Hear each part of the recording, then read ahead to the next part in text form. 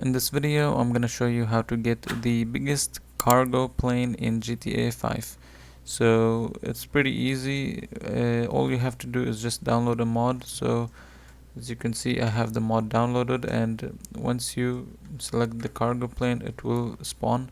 So let's start downloading this mod. So I'm just gonna quit this game and just turn the game off, end this task. Okay, so first thing, you wanna just open Google Chrome. I'm gonna open one over here, and then you wanna type in menu mod. Go to this one and download menu mod. So once you have this one downloaded, go here and type in script hook v, and go to this website and download this one as well, just like that. So once you have this one downloaded, you want to open the GTA 5 folder.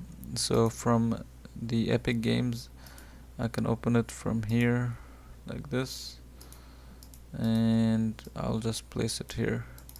Now I will open my downloaded folders. This is my downloaded folders. So I'll start with menu mod. I will copy menu stuff and menu.asi, and I'll paste them here like this. And once I do this, I will go and go inside script hook v, go inside bin, and copy all of the DLL folders like this, and just paste them inside of your GTA folder like this, just like that. Once you do this, you're basically done with the mod. So go back to GTA. So before you launch your GTA, go to manage and make sure you write this down, dash no battle I, and turn on launch options. So once you do this, you can open GTA.